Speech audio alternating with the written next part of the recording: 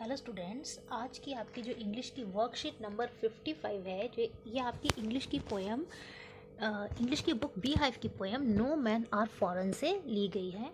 Read the extract given below and answer the questions that follow. आपको उस poem का एक एक्सट्रैक्ट दे रखा है, आपको उस एक्सट्रैक्ट को पढ़ना है और क्वेश्चंस के आपको क्या करने हैं, आंसर्स देने हैं।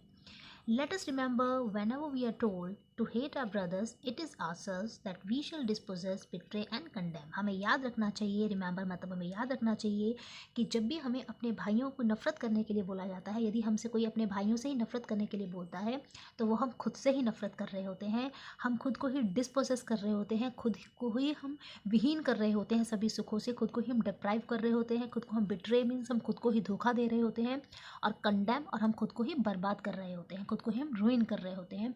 हम दूसरों पर हथियार उठाकर युद्ध कर कर उनको नहीं बल्कि खुद को ही सारे कष्ट पहुंचा रहे होते हैं।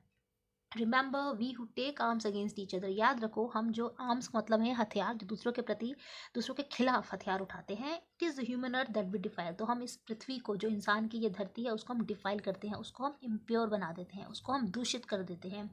और hells of fire and dust, hells of fire and dust का मतलब है यहाँ पे fire of war and dust. जब वॉर होती है, युद्ध होता है, तो जो उसमें जो फायर होती है, जो डस्ट होती है, वो हमारी इनोसेंस को, इनोसेंस की जो मासूमियत होती है उसको आउटरेज कर देती है, उसको वो फिनिश कर देती है, उसको समाप्त कर देती है। Of air that is everywhere our own, जो हवा innocence of air that is everywhere around, उस हवा में जो मासूमियत होती है, जो हवा हम सबकी है, जिसमें हम सब सांस लेते हैं, उसकी जो मासूमियत होती है वो उस वॉर की फायर और डस्ट में समाप्त हो जाती है, ख़त्म हो जाती है।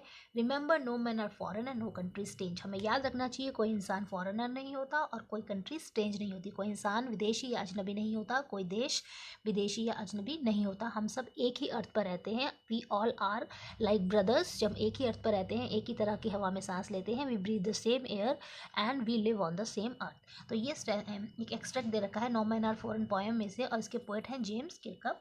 अब आपको आगे क्या एक्टिविटी करनी है, अब आपको क्या आगे एक्टिविटी करनी है, आपको आगे क्वेश्चंस दे रखे हैं जिनके आंसर्स आपको सॉल्व करने हैं। जो आपका फर्स्ट वाला क्वेश्चन है वो है what as per the extract the word disposes. Extract के हिसाब से जो वर्ड डिस्पोजेस है, जिसका मतलब क्या नहीं होता, डिस्पोजेस का मतलब क्या नहीं होता। डिस्पोजेस का मतलब अभी अभी हमने पढ़ा, डिस्पोजेस का मतलब होता है हम खुद को विहीन कर देते हैं, हम खुद को डिप्राइव कर देते हैं, मीन्स वो चीज़ हमारे पास नहीं रहती। तो इसके लिए क्या क्या वर्ड्स दे रखे हैं, पहला वर्ड दे रखा है डिप्राइव। डिप्राइव का मतलब होता है कोई चीज़ हमसे छिन जाना, हमारे पास ना रहना।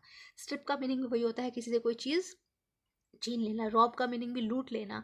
तो इसका जो आंसर होगा वो होगा गेन। गेन का मतलब होता है प्राप्त करना। तो डिस्पोजेस का मीनिंग क्या नहीं है, वो है gain. Now come to the second part. The poet says raising arms against each other, एक दूसरे के खिलाफ हम क्या उठाते हैं, आर्म्स उठाते हैं। आर्म्स का मतलब होता है हथियार उठाते हैं। इसका जो मीनिंग है वो क्या होगा, उसके लिए आपको ऑप्शन दे रखे हैं। हम वॉर को जीत लेते हैं, we win the war, we felicitate ourselves, हम खुद को क्या करते हैं, फेलिसिटेट का मतलब होता है अपनी शान बढ़ाना, खुद को ही हम पुरस्कार देते हैं, या टेंट आवर लैंड, या अपनी ज़मीन को हम गंदा कर देते हैं, दूषित कर देते हैं, या एडॉर्न आवर लैंड, या अपनी लैंड को हम सजा देते हैं। तो दूसरे के खिलाफ हम जब आर्म्स उठाते हैं तो हम भी टेंट आवर लैंड, इसका आंसर होगा part number C, we tend our land. Third है the poet does not want to spread the message of, poet इस पोएम से किस चीज़ का मैसेज स्प्रेड करना नहीं चाहता, वो क्या संदेश देना नहीं चाहता। वो प्यार का संदेश देना चाहता है, वो जो पोएट है वो पीस मीन्स शांति का संदेश देना चाहता है, लव मीन्स प्यार का संदेश देना चाहता है, ब्रदरहुड मीन्स भाईचारे का संदेश देना चाहता है। लेकिन जो पोएट है वो हेट्रेड मीन्स नफरत का संदेश देना नहीं चाहता। तो थर्ड का आंसर होगा हेट्रेड। उसके बाद क्वेश्चन नंबर 4 में आपसे पूछ रखा है what is the literary device which is use in the above extract from the poem. जो एक्सट्रैक्ट दे रखा है इसमें कौन सी लिटरेरी डिवाइस यूज़ हो रखी है। आपको ऑप्शन दे रखे हैं सिमिली। सिमिली में हम लाइक करके कंपैरिजन करते हैं, नो सिमिली यूज़ नहीं हो रखी। एलिट्रेशन में सेम कॉन्सोनेंट या वोवल का रिपीटेशन होता है, वो यूज़ नहीं हो रखा। राइम स्कीम इस पोएम की नहीं है, ये फ्री वर्ड्स में लिखी गई है, इस पोएम की कोई राइम स्कीम नहीं है। तो इसमें जो लिटरेरी डिवाइस यूज़ रखी है उसका नाम है एंजैबमेंट। उसका नाम है एंजैबमेंट, उसका आंसर होगा एंजैबमेंट। एंजैबमेंट क्या होता है, जब हम पोएट में running lines of the poetry from one line to the next without using any kind of punctuation, बिना कोई पंक्चुएशन यूज़ करे, कोई स्टॉप फुल स्टॉप यूज़ करे, एक के बाद एक लाइन चलती रहती है, रनिंग चलती की तरह चलती रहती है। जैसे कि अभी हम पोएम में देख के आपको बताते हैं, जैसे कि आपकी जो ये लाइन्स हैं, इस स्टैंजा में आपकी जो लाइन्स हैं, our hells of fire and outrage the innocence of fair that is everywhere own. यहाँ पे कोई फुल स्टॉप नहीं है, कोई पंक्चुएशन नहीं है, फिर भी ये लाइन्स क्या चलती हैं, चलती जा रही हैं आगे बिना किसी पंक्चुएशन का यूज़ किए हुए। तो इस तरह की जो फिगर ऑफ स्पीच होती है, इस तरह की जो फिगर ऑफ स्पीच होती है उसे हम क्या बोलते हैं, एंजैबमेंट बोलते हैं। तो इस क्वेश्चन का आंसर होगा एंजैबमेंट, इसका आंसर होगा एंजैबमेंट। फिफ्थ वाला है the last line of the stanza, stanza की जो आखिरी लाइन है, no man are foreign and no country stage intends to tell, उसको हमें क्या बताना चाहती है, उसकी क्या इंटेंशन है, वो लाइन हमें क्या समझाना चाहती है। वो हमें समझाना चाहती है कि हम सब ह्यूमन बींग्स हैं, we all are human beings. इसका आंसर थर्ड होगा। ए पार्ट है कि हम डिफरेंट कंट्रीज में रहते हैं, नो ऐसा नहीं सिखाती वो। हम स्ट्रेंजर हैं, हम अजनबी हैं, नहीं ये नहीं सिखाती। हमें दूसरों पर विश्वास नहीं करना चाहिए, नो ये भी नहीं सिखाती।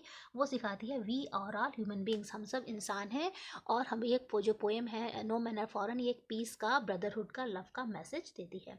इस तरह से जो वर्कशीट हमारी इस पोएम पर बेस्ड है, नो मैन आर फॉरेन, ये इस तरह से हमारी कंप्लीट हो जाती है।